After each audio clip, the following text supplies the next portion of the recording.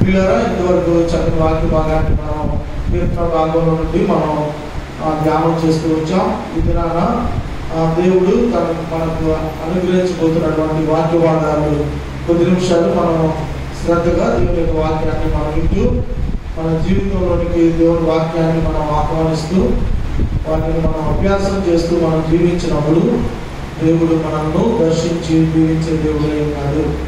కాబట్టి నిర్గమాకాండముల నుండి ఒక వాక్య భాగాన్ని మనం చదువుకొని ఈ దినాన దేవుడు మనకిచ్చే వాక్యాన్ని మనం శ్రద్ధగా మనం ఆలోచిద్దాం. నిర్గమాకాండము 20వ అధ్యాయము. నిర్గమాకాండము 20వ అధ్యాయము 24వ వచనం. మట్టి బలిపీఠమును నా కొరకు చేసి దాని మీద నీ దహన బలులను, సమాధాన బలులను, నీ గొర్రెలను, నీ ఎద్దులను అర్పించవలను. నేను నా నామమును జ్ఞాపకార్థంగా నుంచి ప్రతి స్థలములోనూ నీ అదుపు వచ్చి నిన్ను ఆశీర్వదించదను. నీవు నాకు రాళ్లతో బలిపీఠమును చేయనప్పుడు మలచిన రాళ్లతో దానిని కట్టకూడదు. దానికి నీ పనిముట్టు తగలనిచ్చిన కదా అది అపవిత్రమగును. దేవుడు తన వాక్యమును దీవించిన గాక. పిల్లరా, ఇక్కడ దేవుడు అంటున్నాడు నిర్గమాకాండములో, నేను నీ వద్దకు వచ్చి నిన్ను ఆశీర్వదించినట్లు నీవు బలిపీఠమును కట్టమని చెప్పని ఆ దినాన దేవుడు ఇక్కడ తెలియజేస్తూ ఉన్నాడు. బలిపీఠము కట్టు, నేను ప్రతి స్థలంలో నీ వద్దకు వచ్చి నేను నిన్ను ఆశీర్వదిస్తాను అని దేవుడు చెబుతా ఉన్నాడు. పిల్లరా, భూ సంబంధమైనటువంటి మానవుడు పర సంబంధమైనటువంటి ఆశీర్వాదాలు పొందుకునే స్థలమే బలిపీఠము. దేవునికి మహిమ కలుగును గాక. అర్థమవుతుందన్న మాటలు.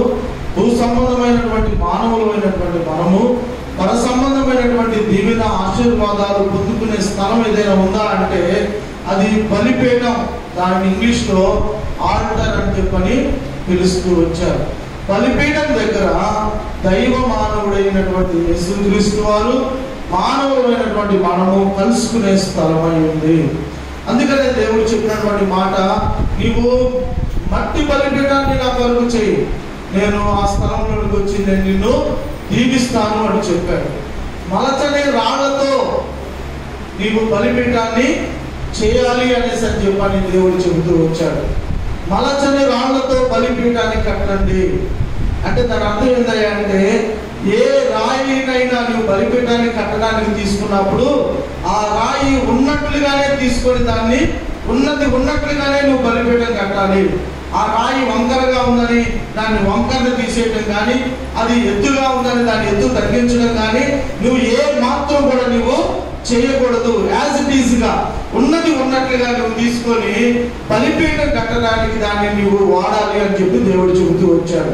అంత మాత్రమే కాదు, నీ చేతిలో లేక నీ యొద్ద ఉన్నటువంటి పనిముట్టులో ఏ పనిముట్టు కూడా ఆ బలిపీఠపు రాయికి తగలకూడదు అని చెప్పాడు దేవుడు. ఒకవేళ తగిలిందా నీకు పాపం కలుగుతుందని చెప్పని దేవుడు చెబుతూ వచ్చాడు. కాబట్టి నా ప్రియమైనటువంటి దేవుని బిడ్డలారా, బలిపీఠం కట్టేటప్పుడు చాలా నిష్ఠ, చాలా భక్తి కలిగి మనం ఉండాలి. బలిపీఠానికి దేవుడు చెప్పాడు, నీవు మెట్లు కూడా పెట్టొద్దు అని చెప్పాడు 26వ వచనంలో. నా బలిపీఠం మీద నీ దిగంబరత్వములు కనబడినట్లు మెట్లు మీదగా నువ్వు ఎక్కకూడదు. అంటే బలిపీఠానికి నువ్వు మెట్లను కూడా నువ్వు కట్టకూడదు అని చెప్పాడు. పాత నిబంధనలో బలిపీఠము అంటే వధస్థలము అని అర్థం. ఏ వ్యక్తి అయినా పాపం చేస్తే ఆ వ్యక్తి బలిపీఠం దగ్గరకు వచ్చి తన పాపాన్ని నివృత్తి చేసుకోవడానికి, అంటే అక్కడ పావురాలను కానీ లేదంటే పొట్టేళ్ళు కానీ లేక గొర్రెలు కానీ వధించే స్థలము బలిపీఠము. పాపం చేసిన వ్యక్తి పాపాలు పోగొట్టుకోవడానికి బలిపీఠం దగ్గరకు వచ్చి బలి అర్పించేవాడు. కానీ కొత్త నిబంధనలో మనం జ్ఞాపకం చేసుకున్నప్పుడు బలిపీఠము అంటే అర్థం ఏంటయ్యా అంటే సమర్పణ స్థలమై ఉన్నది. దేవునికి మహిమ కలుగును గాక. హల్లెలూయా. పాత నిబంధనలో బలిపీఠం అంటే వధస్థలం, వధించాలి. నీ పాపాలు పోవడానికి గొర్రె పిల్లలు కానీ మేకని కానీ గొర్రెని కానీ వధించాలి. కానీ కొత్త నిబంధనలో బలిపీఠం అంటే సమర్పణ స్థలమై ఉన్నది కదా. కాబట్టి ప్రియమైనటువంటి దేవుని బిడ్డలారా, ఈ దినాన దేవుణ్ణి డైరెక్ట్ గా స్తుతించడానికి, ఆరాధించడానికి, ఆయన నామాన్ని ఘనపరచడానికి దేవుడు ఈ మంచి అవకాశాన్ని దేవుడు మనకు అనుగ్రహిస్తూ వచ్చాడు. ఈ ఉదయం మధ్యాహ్న కాల సమయంలో దేవుని వాక్యాన్ని వింటున్నటువంటి మన జీవితాల్లో మనమే బలిపీఠం. హల్లెలూయా. ఎవరంటే బలిపీఠాలు? మనమే.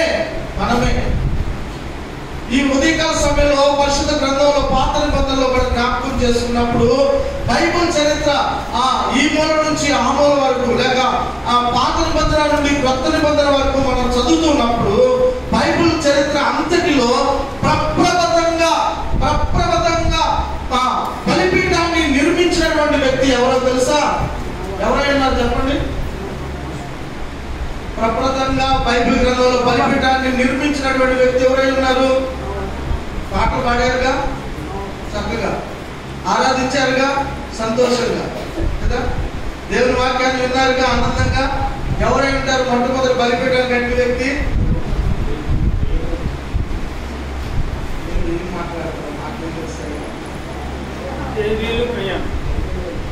నోవాహు మొట్టమొదట బలిపీఠాన్ని దేవునికి కట్టాడు. చూడండి వాక్యం, ఆదికాండము 8వ అధ్యాయం. జలప్రళయం అయిపోయిన తర్వాత నోవాహు 8వ అధ్యాయంలో మనం చూస్తాం 20వ వచనంలో, అప్పుడు నోవాహు యెహోవాకు బలిపీఠము కట్టి పవిత్ర పశువులన్నిటిలోను కొన్ని తీసుకొని ఆ బలిపీఠం మీద దహన బలి అర్పించాడు. బైబిల్ చరిత్ర అంతటిలో మొట్టమొదట బలిపీఠము నిర్మించినటువంటి వ్యక్తి నోవాహుకే దక్కింది. హల్లెలూయా. అంత మాత్రమే కాదు ప్రియులారా, బైబిల్ గ్రంథంలో ఎక్కువగా బలిపీఠాలు కట్టిన వ్యక్తి ఎవరై ఉన్నారు? బైబిల్ గ్రంథంలో ఎక్కువగా బలిపీఠాలు కట్టిన వ్యక్తి ఎవరు?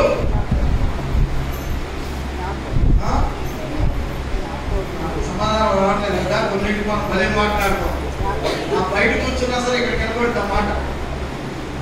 కొన్నింటికి మాత్రం మనం బైబిల్ గ్రంథంలో ఎక్కువగా బలిపీఠాలు కట్టిన వ్యక్తి అబ్రహాము. హల్లెలూయా.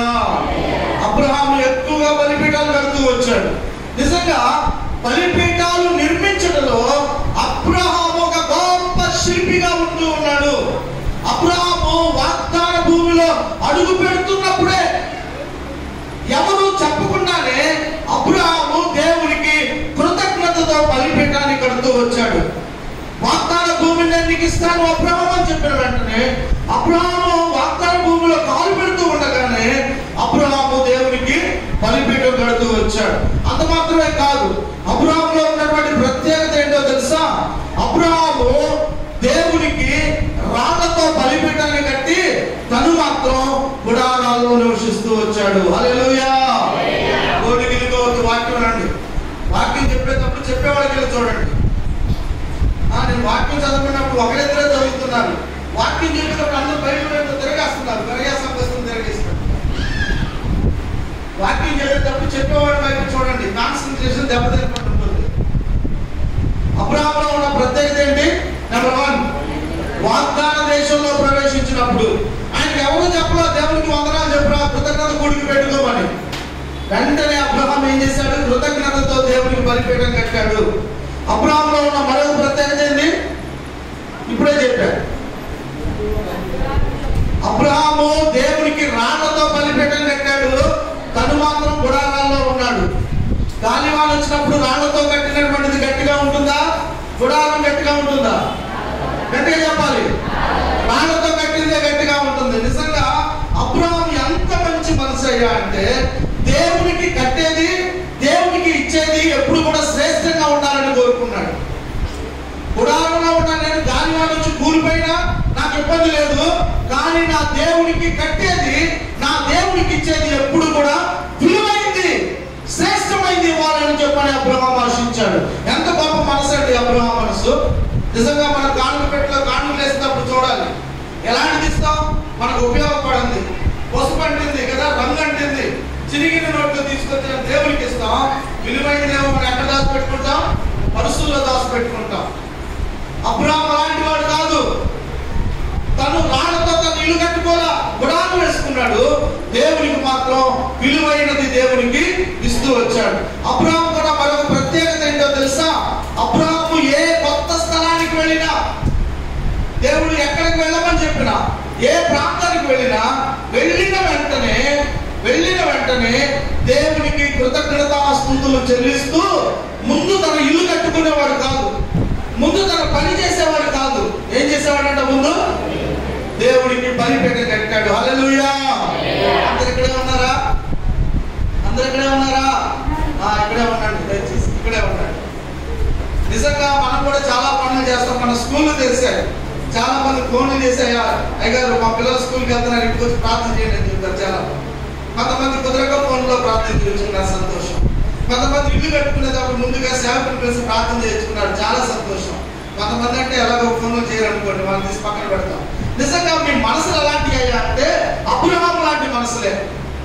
అబ్రహామును దేవుడు ఆ ప్రాంతానికి వెళ్ళు అన్నప్పుడు ఆ ప్రాంతానికి వెళ్ళిన ముందు కుటీరం కట్టుకోవాలా, తన భార్య బిడ్డల కోసం, తన పశువుల కోసం. ఏం చేసేవాడంట? ముందుగా దేవుడికి బలిపీఠ కట్టాడు. నిజంగా విశ్వాసి, అమెరికాలో ఉన్న విశ్వాసే, ఆఫ్రికాలో ఉన్న ఎక్కడున్న విశ్వాసిగానే బ్రతుకుతాడు. జ్ఞాపకం చేసుకురండి. ఇది అబ్రహాములో ఉన్నటువంటి ప్రత్యేకత. అదే మనమైతే ఏం చేస్తాం? ముందు మనం కట్టుకొని కదా, మనం సుఖపడిన తర్వాత దేవుని గురించి మనం ఆలోచన చేస్తాం. ఈ ఫ్యాన్ తిరగట్లేదు అనుకో, చూస్తానే ఉంటాం. ఆ గడియారం పని చేయట్లేదు అనుకో, చూస్తానే ఉంటాం, కానీ మనం పట్టించుకోం. ఆ చీపురు అరిగిపోయింది, మనం పట్టించుకోం, డోంట్ కేర్ కదా. కానీ అబ్రహాము యొక్క మనస్తత్వం అలాంటిది కాదు.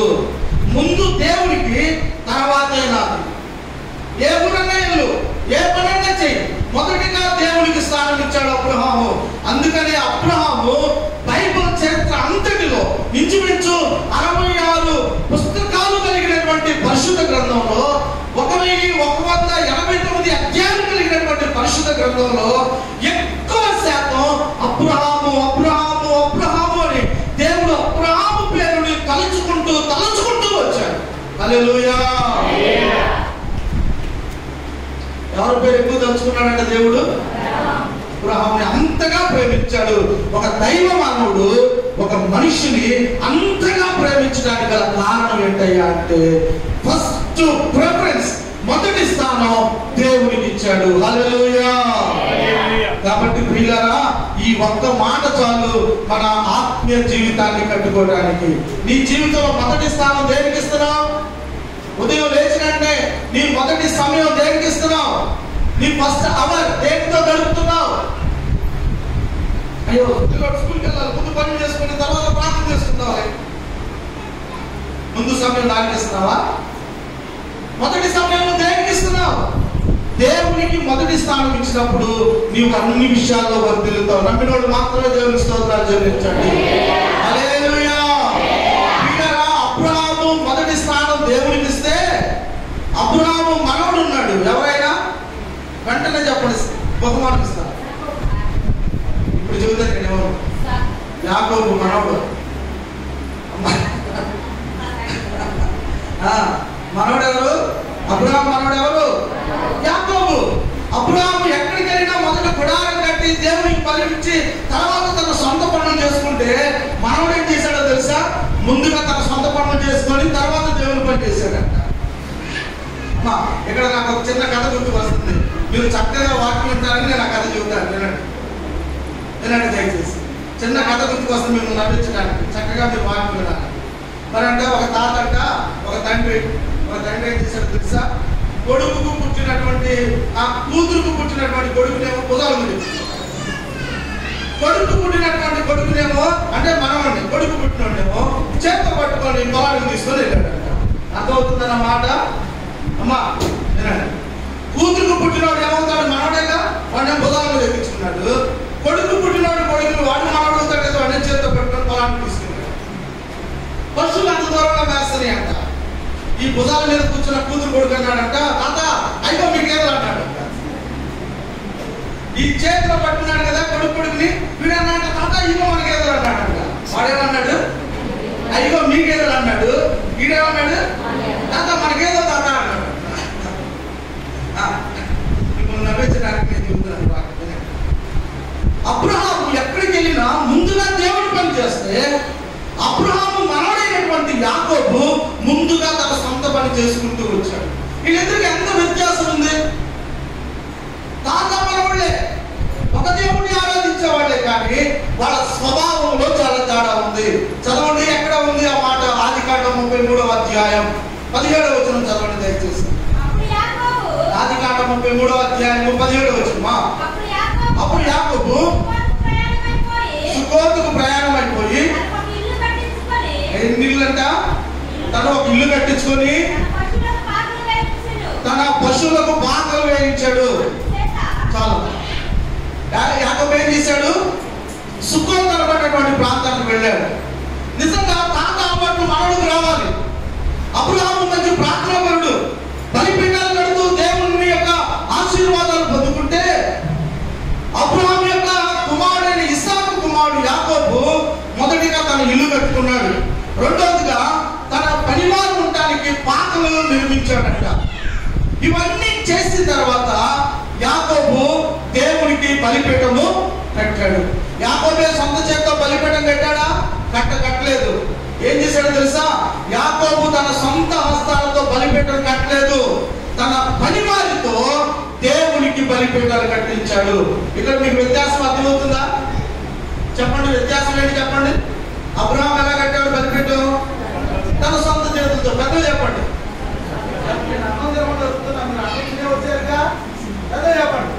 అబ్రహాం ఏమో సొంత చేతులతో బలిపీఠాన్ని కట్టాడు, యాకోబు మాత్రం పనివాళ్ళతో కట్టించాడు బలిపీఠం. అబ్రహాం ఎక్కడికైనా మొదటిగా బలిపీఠం కట్టాడు, కానీ యాకోబు ఏం చేశాడు? ముందుగా తన ఇల్లు కట్టుకునేవాడు. ముందుగా తన పని, తర్వాతనే దేవుని పని. వీళ్ళిద్దరికి ఎంత వ్యత్యాసం ఉంది. అందుకే అబ్రహాము దీవించబడ్డాడు. కొత్త నిబంధన గ్రంథాన్ని దేవుడు రచించేటప్పుడు దేవుడు ఆలోచించాడంట, మొదటిగా ఎవరి పేరు పెడదామని. అప్పుడు వెంటనే దేవునికి గుర్తుకొచ్చినటువంటి విషయం ఏంటో తెలుసా? ఎవరి పేరు వద్దు, అబ్రహాము పేరుతోనే కొత్త నిబంధన గ్రంథాన్ని రాయాలని దేవుడు అనుకొని మత్తయి సువార్తను ప్రారంభించాడు. 1వ అధ్యాయం 1వ వచనం ఎవరితో ప్రారంభమైంది? అబ్రహాము కుమారుడైన యేసుక్రీస్తు వంశావళి అని చెప్పని మత్తయి సువార్తలో మనం చదువుతూ ఉంటాం. కాబట్టి ప్రియులారా గుర్తుపెట్టుకోండి, నీవు మొదటిగా దేవుని యొక్క పనిని నువ్వు చేస్తే తర్వాత దేవుడు నీ పని చేసేవాడిగా ఉన్నాడు. యాకోబు భక్తుడు చెప్పాడు, మొదటిగా దేవుని యొద్దకు రండి, అప్పుడు ఆయన నీ యొద్దకు వస్తాడు. మొదటిగా ఎవరి యొద్దకు వెళ్ళాలంటే మనం హాస్పిటల్ యొద్దకు వెళ్తాం. వాళ్ళు చేతులు ఎత్తే దేవుని దగ్గరికి, అయ్యా నువ్వే దిక్కుయ్యా, దిక్కులేడు దిక్కుగా ఎంత ఎడుతామో కదా. మొదటిగా దేవునికి ప్రాముఖ్యత నీ జీవితంలో. మొదటిగా దేవుణ్ణి ఆరాధించు, మొదటిగా దేవుణ్ణి నీవు ఆశ్రయించు, తర్వాతే నీ జీవితంలో దేవుడు కార్యాలు చేయడం మొదలవుతుంది. యాకోబు సొంత పనులు చేసుకొని తనకు ఖాళీ అయిపోయినప్పుడు, తనకు విశ్రాంతి తీసుకుంటున్నప్పుడు తన పనివారితో దేవుని పని జరిగించాడు. అందుకనే యాకోబు జీవితంలో చాలా కష్టాలు, చాలా ఇరుకు ఇబ్బందులు ఎదుర్కొంటూ వచ్చాడు. వీళ్ళరా అబ్రహాము జీవితాన్ని మనం ధ్యానం చేస్తున్నప్పుడు అబ్రహాము దేవుని కొరకు చక్కని బలిపీఠాలు కడుతూ వచ్చాడు. చక్కని బలిపీఠాలు కట్టించాడు. ఒక్కొక్క బలిపీఠానికి ఒక్కొక్క ఆత్మ సంబంధమైనటువంటి పేరు పెడుతూ వచ్చాడు. చదువుదాం. అబ్రహాము కట్టించినటువంటి మొట్టమొదటి బలిపీఠం ఎక్కడుంది? ఆదికాండము 12వ అధ్యాయము 7వ వచనంలో రాయబడి ఉంది. అబ్రహాము కట్టించినటువంటి మొట్టమొదటి బలిపీఠం ఆదికాండం 12వ అధ్యాయం 7వ వచనం. యెహోవా అబ్రహామునకు ప్రత్యక్షమై. చాలు. ఎవరు ప్రత్యక్షమయ్యారంట? నా వైపు చూడండి, సమాధానం చెప్పండి చక్కగా. ఎవరు ప్రత్యక్షమయ్యారు? అబ్రహాం వెతికాడా? వెతకలేదు. యెహోవా దేవుడే అబ్రహాముకు ప్రత్యక్షమై నీ సంతానానికి దేశం ఇచ్చేదని చెప్పగా అతడు తనకు ప్రత్యక్షమైన యెహోవాకు ఒక బలిపీఠము కట్టించాడు. దేవుడు అబ్రహాముకు ప్రత్యక్షమయ్యాడు. ప్రత్యక్షమై చెబుతున్నాడు, అయ్యా అబ్రహాము, నీ సంతానానికి నేను ఈ దేశాన్ని ఇస్తాను అని చెప్పిన వెంటనే అబ్రహాము కృతజ్ఞత కలిగిన వాడై వెంటనే దేవునికి ఒక బలిపీఠాన్ని కట్టించాడు. ప్రియులారా, ఈ బలిపీఠం పేరు ఏమని పెట్టాడో తెలుసా? ప్రత్యక్ష బలిపీఠము. ఏం పేరంట? చెప్పాలి, అందరూ చెప్పాలి.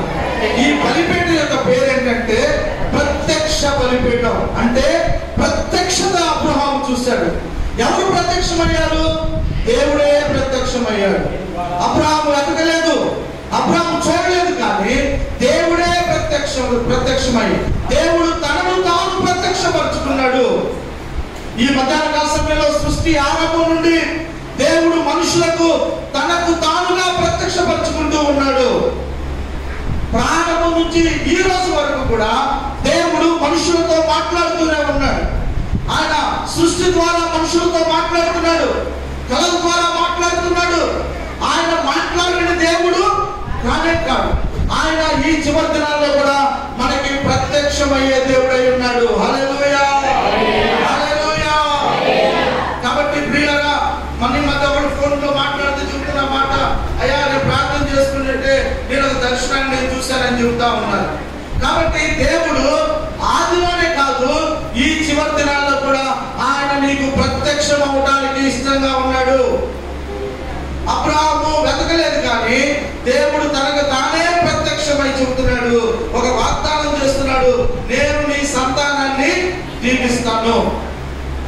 బైబిల్ గ్రంథంలో ఆది కాండం నుండి ప్రకటన గ్రంథం వరకు కూడా దేవుడు అనేక సార్లు అనేక రీతులుగా దేవుడు మనుషులకు ప్రత్యక్షం అవుతూ వచ్చాడు. ఒక ఏలీ కాలంలోనే దేవుడు ప్రత్యక్షం కాలేదంట. చదువుతాం ఒకసారి ఆ మాట. సమూయేలు మొదటి గ్రంథం 3వ అధ్యాయం 1వ వచనం.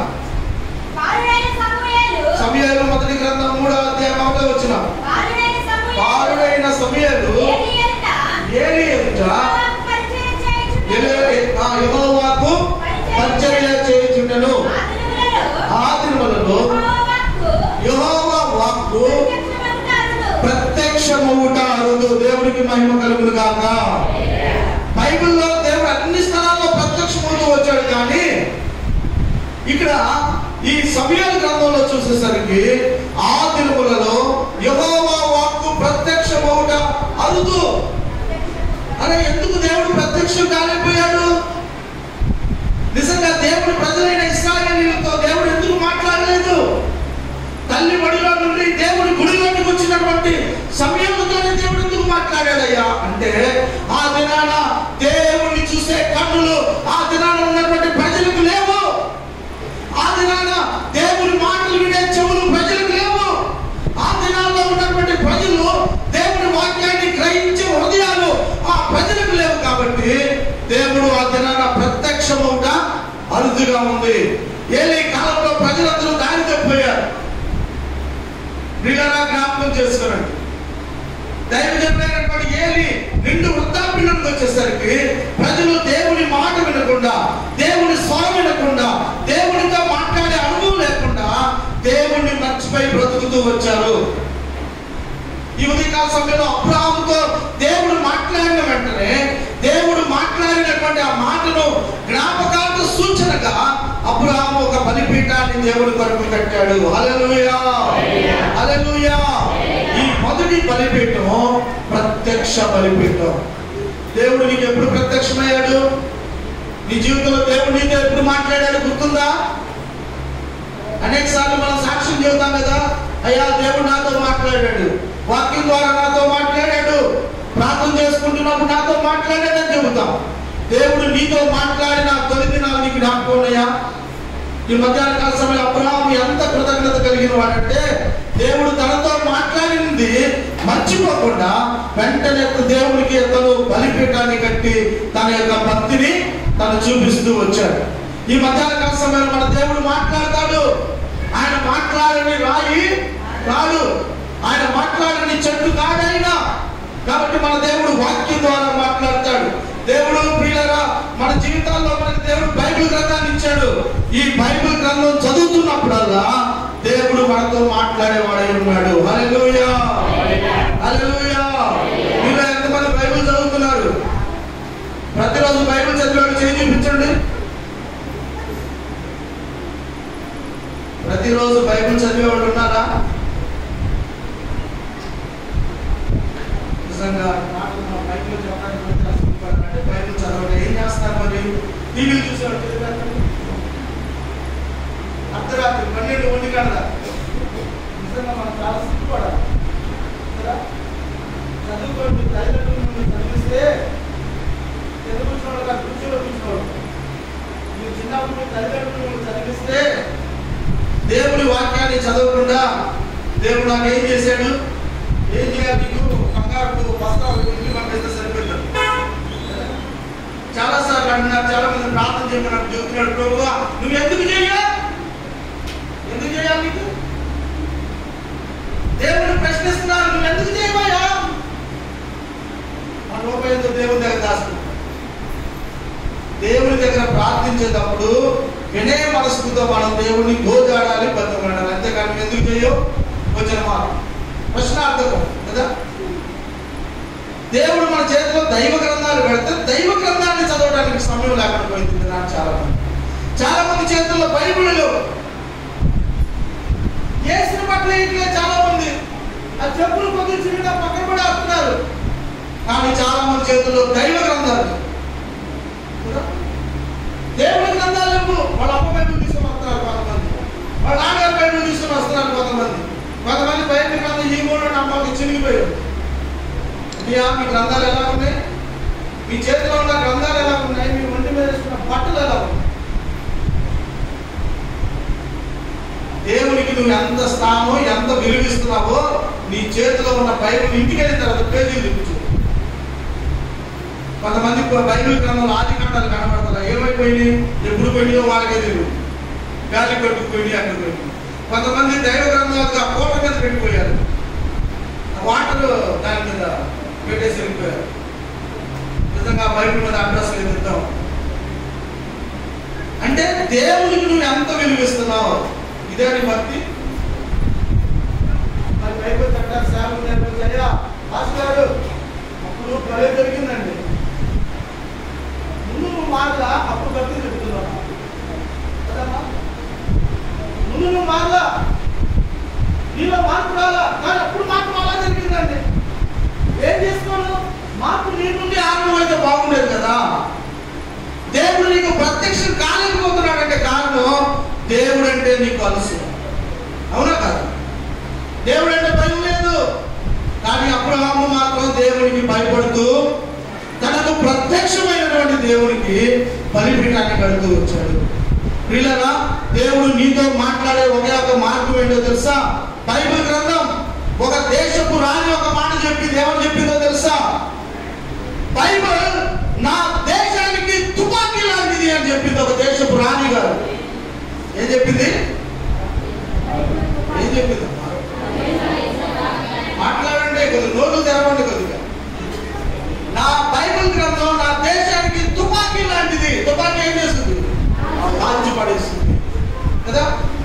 నిజంగా బైబిల్ గ్రంథం మన జీవితాల్లో ప్రియమైనటువంటి దేవుని బిడ్డలారా మనకు ఒక గొప్ప విలువైనటువంటి సాధనం, మనతో మాట్లాడే ఒక విలువైనటువంటి మగుటం లాంటిది దైవ గ్రంథం. దేవుడు మనతో మాట్లాడే ఏకైక మార్గం బైబిల్ గ్రంథం. కాబట్టి నా ప్రియులారా, ఈ ఉదయకాల సమయంలో దేవుని యొక్క ప్రత్యక్షత అబ్రహాము చూశాడు, అందుకే దేవుడు విడిచిపెట్టలేకపోయాడు. మన జీవితాల్లో చాలా మంది దేవుడి స్వరం వినట్లేదు, అలవాటు చొప్పున ప్రార్థన కోసం నిద్రపోతున్నారు. చాలా 10ంటికి ఆరాధన 11ంటికి వస్తున్నారు చాలా మంది. అంటే ఇక్కడ ఏం లేదయ్యా అంటే ఇక్కడ భయము. పెద్దవాళ్ళు అంతే, వాక్యం తెలిసిన కూడా అంతే చేస్తున్నారు. నేను సమయం చూస్తున్నా, కొంతమంది వచ్చినారు. దేవుని సన్నిధికి ఎప్పుడైనా రావచ్చు మనం, ఎప్పుడైనా ఇక్కడ క్రమం లేదు కదా. దేవుడు నీకు ఎలా ప్రత్యక్షమవుతాడు, ఎలా నిన్ను దర్శిస్తాడు, నీ దేన స్థితిని ఎలా తొలగిస్తాడు దేవుడు. అబ్రహాము దేవుని విషయంలో సీరియస్ గా ఉంటాడు, జ్ఞాపకం చేసుకుంటాడు. ప్రార్థన అయిపోయిన తర్వాత మీరు ఎలాగైనా నవ్వండి, ఎలాగైనా మాట్లాడండి, కానీ దేవుని సన్నిధిలో ఉన్నప్పుడు చాలా జాగ్రత్తగా ఉండాలి. ఇది వాస్తవం, మీరు నన్ను ఏమనుకున్నా నాకు ఇష్టం. దేవుని సన్నిధిలో ఉన్నప్పుడు చాలా జాగ్రత్తగా ఉండాలి. ఆ విషయంలో ఎవరు చెప్పినాడు? దేవుని ముందు, రాజు ముందు, ముఖ్యమంత్రి గారి ముందుకు వెళ్ళినప్పుడు చేతులు పెట్టుకుంటా పెట్టుకోవా? ఇంతే మాట్లాడతావా? నేను ఒక అమ్మాయిని కాలేజీలో జాయిన్ చేయించాను, విజయవాడ కాలేజీలో తీసుకెళ్ళి ఆ మేడం వీపీ వైస్ ప్రిన్సిపల్ గారి ముందు ఈ అమ్మాయి కూర్చుని కావుతుంది. ఆమె చూసి నాకు వెళ్ళినట్టు స్మైల్ ఇచ్చింది. మీరు నేను అన్నాను తర్వాత మేడం మీకు తెలియదు మేడం, ఎందుకంటే నాకు హై స్కూల్ కదా. సరే సార్ తెలియదుగా నేను చేస్తాలే అమ్మాయి. 2 నెలలు మొన్నొకసారి వెళ్ళా, 3 రోజుల క్రితం వెళ్ళాను.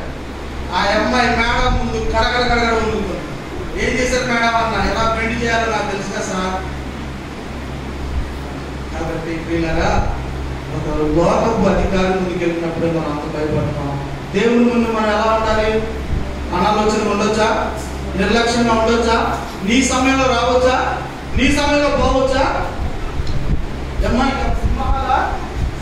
ఎప్పుడు పడినప్పుడు ఎప్పుడు రావడానికి పోవడానికి. కాబట్టి చాలా జాగ్రత్తగా భక్తి చేస్తేనే దేవుడు ఆశీర్వదిస్తాడు.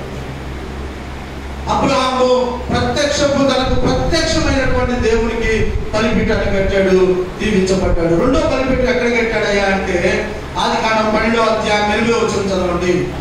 ఆదికాండము 12వ అధ్యాయము 8వ వచనం.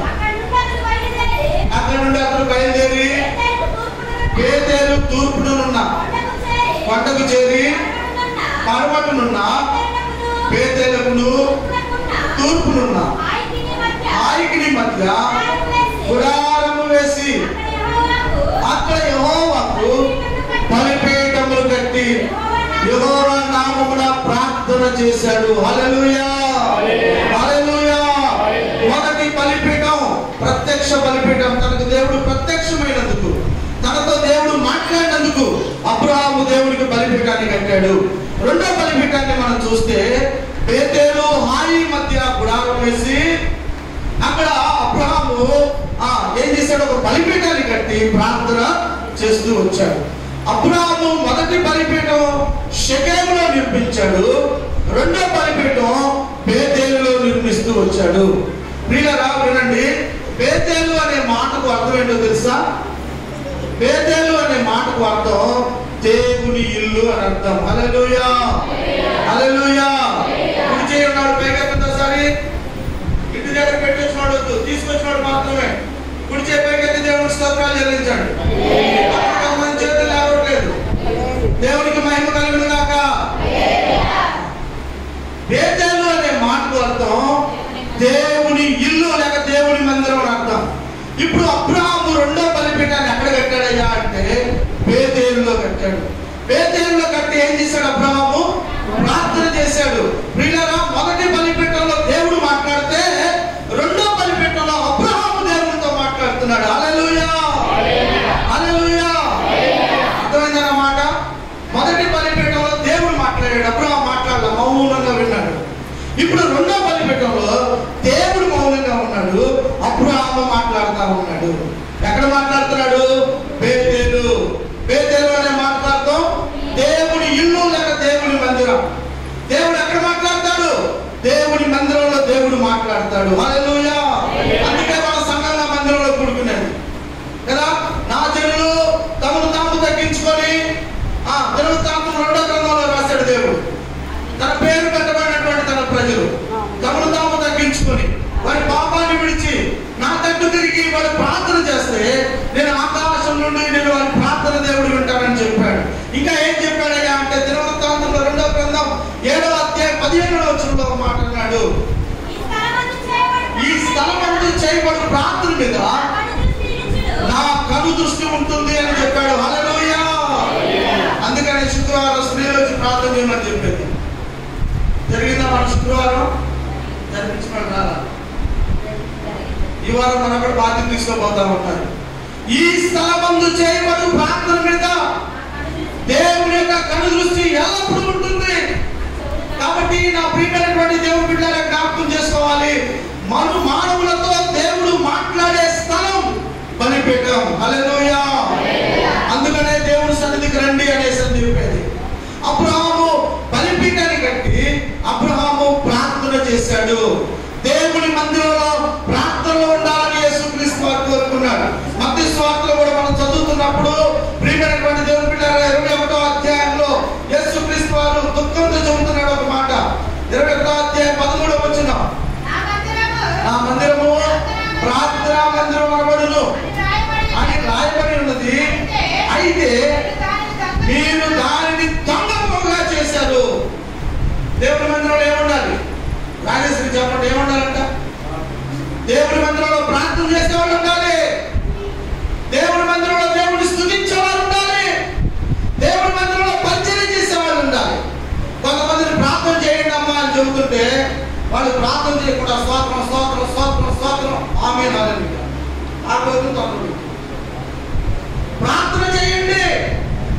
అంటే ప్రార్థన చేయాలి. గుర్తుపెట్టుకోండి ఈ మాటలు. నేను చాలా మందిని గమనిస్తున్నా, సిగ్గుపడుతున్నా. చాలా మంది ప్రార్థన చేస్తుంటే ఆరాధన చేయండి అంటే ప్రార్థన చేస్తున్నారు. అమ్మా విన్నారా? మీ పేరు పెట్టి చెప్పమంటారు. ఆరాధన చేయమంటే ప్రార్థన చేస్తున్నారు, ప్రార్థన చేయమంటే ఆరాధన చేస్తున్నారు. తెలియదా? పెళ్లి దగ్గర సౌమ్యం అవుతారా? ఆరాధించేటప్పుడు ఆరాధన చేయాలంతే. ఆరాధన కొరకు ప్రార్థన చేయమంటే నీ ప్రార్థనలో ఆరాధనే ఉండాలి. ప్రార్థన చేయమన్నప్పుడు నీ ప్రార్థనలో ప్రార్థనే ఉండాలి. ఆరాధన ఉండకూడదు. గుర్తుపెట్టుకో. ఆరాధన వేరు, ప్రార్థన వేరు. కొంతమంది ఎంత పని చెప్పినా చక్కగా చేస్తారు, కానీ ప్రార్థన చేయమంటే అప్పుడే రాదండి. ఏం రాదంట? పని చెబితే చేస్తారు. అమ్మ గుడు రాదుగా పదే గుడుస్తారు. అమ్మ ఆ పని చేయరా చేస్తారు. ప్రార్థన చేయమంటే ప్రార్థన రాదు. దేవుడితో మాట్లాడే అనుభవమే ప్రార్థన. ఒక హాస్టల్లో ఒక చిన్నపిల్ల ఉందంట. ఏ పిల్లని చూపించాలి? చిన్నపిల్ల. ఆ చిన్నపిల్ల ప్రార్థన చేయమని చెప్పాడంట వార్డెన్ గారు. ఆ చిన్న అమ్మాయి అందంట, దేవా బువ్వా ఆమెనంట. ఏమంది? దేవా బువ్వా ఆమె. దేవునికి చాలా ప్రీతికరంగా ఉందంట ఆ ప్రార్థన. కాబట్టి ప్రియులారా, ప్రార్థన చేసేటప్పుడు వ్యక్తమైనవి ఉచ్చరించకూడదు. గుర్తుపెట్టుకో ఈ రోజు నుంచి నీ ప్రార్థన. నీ ఏ అంశం కొరకైతే నేను ప్రార్థన చేయమన్నారో ఆ అంశం గురించే నువ్వు ప్రార్థన చేయాలి. సంఘ పరిచర్యలో కానీ వ్యక్తిగత జీవితంలో కానీ నీ పని ఎంత ఇంపార్టెంటో నీ ప్రార్థన కూడా అంత ప్రాముఖ్యమే. అబ్రహాము ప్రార్థన చేసి మనకు మార్గాన్ని చూపించాడు.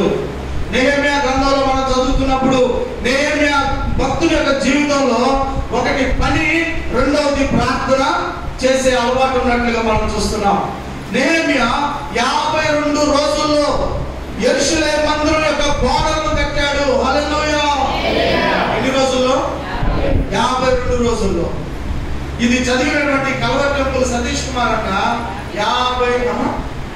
52 దినాల్లో హైదరాబాద్ లో ఉన్న కల్వర్ టెంపుల్ కట్టాడు. దేవునికి మహిమ కలుగును గాక.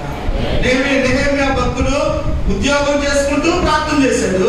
52 రోజుల్లో యెరూషలేము మందిరానికి ఆ కాంపౌండ్ వాల్ కట్టి పని ముగించాడు. కాబట్టి ప్రార్థన లేకపోతే, ప్రార్థన లేని పాపం అన్నాడు సమయాల భక్తుడు. ఇశ్రాయేలు ప్రజలందరినీ పిలిచి చెబుతున్నాడు, ఓ ఇశ్రాయేలు ప్రజలారా, నేను మీ కొరకు ప్రార్థన చేయకపోతే అది నాకు పాపమగును అన్నాడు. అంటే దీని అర్థం ప్రార్థన చేయకపోతే పాపం అవుతుంది. గుర్తుపెట్టుకో. నా మట్టుకు నేను మీ నిమిత్తము ప్రార్థన చేయక మానుట వలన యెహోవాకు విరోధముగా పాపం చేసిన వాడిని. చాలా మంది ప్రార్థన లేవు. అందుకనే మీ కుటుంబం అనే బలిపీఠాలు రాళ్ళు విడిపోయి కుటుంబాల్లో నెమ్మది లేకుండా, సమాధానం లేకుండా సమస్యలతో నింపబడి ఉంటున్నాయి. కాబట్టి అబ్రహాము మొదటి బలిపీఠం ప్రత్యక్ష బలిపీఠం కట్టాడు. దేవునికి కృతజ్ఞతలు చెల్లించాడు. రెండవదిగా తన కుటుంబంలో ప్రార్థనా బలిపీఠాన్ని అబ్రహాము కట్టాడు. ప్రియులారా, ప్రార్థన ద్వారానే మనం ప్రార్థన చేయటం నేర్చుకుంటాం.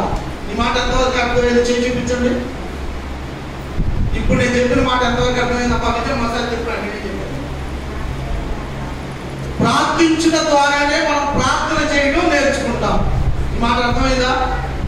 విషయాన్ని అర్థమైందా? నువ్వు ప్రార్థిస్తూ ఉన్నప్పుడే ప్రార్థన చేయడం నేర్చుకుంటావు. నువ్వు అసలు ప్రార్థన చేయకపోతే వారికి ప్రార్థన వచ్చుదా? చేస్తున్నావు ప్రార్థన? నువ్వు అసలు ప్రార్థన చేయలేదనుకో, నీకు అసలు ఏమీ రాదు. నువ్వు ప్రార్థిస్తూ ఉండగానే నీకు ప్రార్థన వస్తుంది. ప్రార్థన విశ్వాసకి టానిక్ లాంటిది అన్నాడు ఒక దైవజనుడు. హల్లెలూయా! ఎలాంటిదంట? టానిక్ తాగుతాం కదా మన బలానికి. డాక్టర్ దగ్గర టమాటా రాస్తానే ఉంటాడు ఎగర్ పని. ఇది బలం టానిక్, ఇది నిద్రపోయేటప్పుడు తాగు, ఇది మెరుగుతున్నప్పుడు తాగు కదా. ప్రార్థన విశ్వాసకి టానిక్ లాంటిది. ఓ భక్తుడు అన్నాడు, ఒక ఇంగ్లీష్ భక్తుడు, ప్రార్థన అంట ఉదయకాలం తీసే తాళం లాంటిది. సాయంత్రం అందరూ పడుకున్న తర్వాత గడి పెడతాం కదా, ఆ గడి లాంటిది అన్నాడు. ఇంగ్లీష్ లో చాలా తక్కువ చెప్పాడు ఆ భక్తుడు. కాబట్టి ఎక్కడైతే ప్రార్థన ఉండదో అక్కడ దేవుని యొక్క శక్తి ఉండదు. ఎక్కడైతే ప్రార్థించే గుంపు సమూహం ఉంటుందో అక్కడ దైవ కార్యాలు జరుగుతూ ఉంటాయి. అందుకనే ప్రభు అన్నాడు, అంత దినాన అనేకుల మీద నేను నా ఆత్మను కుమ్మరిస్తాను, అంత దినాన అనేకుల మీద నా ఆత్మను నేను కుమ్మరిస్తాను అన్నాడు. కాబట్టి ప్రియులారా, మీ కుటుంబాల్లో ప్రార్థన ఉండాలి. నీ ప్రార్థనకి జవాబు రావట్లేదంటే నీ ప్రార్థన తగ్గింది అని అర్థం. నువ్వు ఆత్మీయంగా ఎదగలేకపోతున్నావు అంటే ఏం తగ్గింది? ప్రార్థన లేకపోవడమే. ప్రార్థన లేకపోవడం ద్వారా పతనాన్ని ఎదుర్కొన్నారంట బైబిల్ గ్రంథంలో చాలా మంది. అబ్రహాము యెహోవాకు తనకు ప్రత్యక్షమైన యెహోవాకు ఒక బలిపీఠాన్ని కట్టి దేవునికి ప్రార్థన చేస్తూ వచ్చాడు. కాబట్టి మధ్యాహ్న కాల సమయంలో ప్రార్థించే వారంగా మనం ఉండాలి. ఏ పనైనా చేయి. అబ్రహాము పని చేయక ముందు ప్రార్థన చేశాడు, పని అయిపోయిన తర్వాత కూడా ప్రార్థన చేశాడు. నిజంగా ప్రార్థన చేసే వాళ్ళతో మనం కలిసి ఉంటే ఆ ప్రార్థన ప్రభావం మన మీద కూడా పడుతుంది. యాకోబు తన సొంత పనులు అయిపోయిన తర్వాత ప్రార్థన చేశాడు, కానీ అబ్రహాము పని చేయక ముందు దేవుని సన్నిధిలో ప్రార్థన చేసేవాడిగా ఉన్నాడు. బైబిల్ గ్రంథంలో దేవునికి ఒక ఫోన్ నెంబర్ ఉందంట. సెల్ఫోన్ ఉన్నవాడి నెంబర్ ఎక్కించుకోండి. బైబిల్ గ్రంథంలో దేవునికి ప్రార్థన చేయడానికి దేవుడు ఒక ఫోన్ నెంబర్ ఒకటి పెట్టాడు, మొబైల్ నెంబర్ ఒకటి పెట్టాడు దేవుడు. ఏంటంటే ఆ ఫోన్ నెంబరు 333. ఇర్మియా గ్రంథం 33వ అధ్యాయము 3వ వచనం. ఇర్మియా గ్రంథం 33వ అధ్యాయము 3వ వచనం. ఇది దేవుని యొక్క ఫోన్ నెంబర్. ఇది ఏంటి ఆ నెంబరు అనేసి అంటే, నాకు మొరపెట్టుము నేను నీకు ఉత్తరం ఇచ్చేదను. హల్లెలూయా, హల్లెలూయా. ఏంటి దేవుని ఫోన్ నెంబర్ చెప్పండి? నీవు నాకు మొరపెట్టుము నేను నీకు ఉత్తరం ఇచ్చేదను. ఇర్మియా 33:3. కాబట్టి ప్రియులారా, మొరపెట్టకుండా దేవుడు అంత మాత్రం కూడా సహాయము చేసేవాడు కాదు. దేవుడికి మనం ప్రార్థించాలి. ప్రార్థించినప్పుడు మాత్రమే దేవుడు అసాధ్యమైనటువంటి కార్యాలు సుసాధ్యపరచగలిగినటువంటి దేవుడు. హల్లెలూయా, హల్లెలూయా. ప్రార్థన ఒకటే మార్గం. ప్రార్థన తప్పించి మరి ఏది కూడా మన జీవితాలను మార్చదు. నీవు ఉన్నతంగా దీవించబడాలన్నా నీకు కన్నీటి ప్రార్థన కావాలి. నీ కుటుంబ పరిస్థితులు మారాలన్నా నీవు ప్రార్థించే వ్యక్తిలా ఉండాలి. ఒక తల్లిగా, ఒక తండ్రిగా, ఒక చదువుకున్న వ్యక్తిగా నీవే ప్రార్థన చేయకుండా ఏదో అలవాటు ప్రార్థన. ఎక్కడి నుండి వస్తుందంటే అలవాటు ప్రార్థన? ముందులో నుండి కదా. యేసయ్యా నీకు వందనాలయ్యా, మమ్మల్ని కాపాడు, దేవతలు మా ఇంటి చుట్టూ ఉంచయ్యా. ఎందుకు మీ ఇంటి చుట్టూ? కాపలా కాయాలంట, పక్కన కాకుండా ఇంటూ అన్న డబ్బులు దోసుకెళ్తుంటా. ఏ ప్రార్థన? ఈ ప్రార్థన అలవాటు ప్రార్థన, వాడికి ప్రార్థన కదా. పరలోకమందున్న మా తండ్రి నీ నామం పరిశుద్ధపరచబడును గాక. నిద్రపోయేవాడు అడిగిన చెబుతాడు కదమ్మా. వచ్చా మీకు? నిద్రపోయేవాడు నిద్రలేపు అడిగినా చెప్పే అలవాటు ప్రార్థన కాదు కార్యాలు జరిగేది. పిండబడినటువంటి హృదయంతో ప్రార్థించాలి. హల్లెలూయా. అపొస్తలులు యేసుక్రీస్తు వారు పరలోకానికి ఆరోహణమైన తర్వాత వారందరూ కూడా ఒక మేడ గదిలో కూడుకొని ఏక మనస్సుతో, దుఃఖముతో, భారముతో వాళ్ళు దేవుని సన్నిధిలో ప్రార్థిస్తూ వచ్చారు. ఎవరు వాళ్ళు? అపొస్తలులు. ఎవరు వాళ్ళు? కూడి వచ్చినటువంటి స్త్రీలు. వాళ్ళందరూ కూడా దేవుని సన్నిధిలో ప్రార్థించగా వారి మీదకి దేవుని యొక్క పరిశుద్ధాత్మ వారి మీదకి దిగినట్లుగా మనం లేఖనాల్లో మనం చూస్తాం. కాబట్టి నా ప్రియమైనటువంటి దేవుని బిడ్డలారా, అబ్రహాము చెబుతున్న మాట ఏంటో తెలుసా?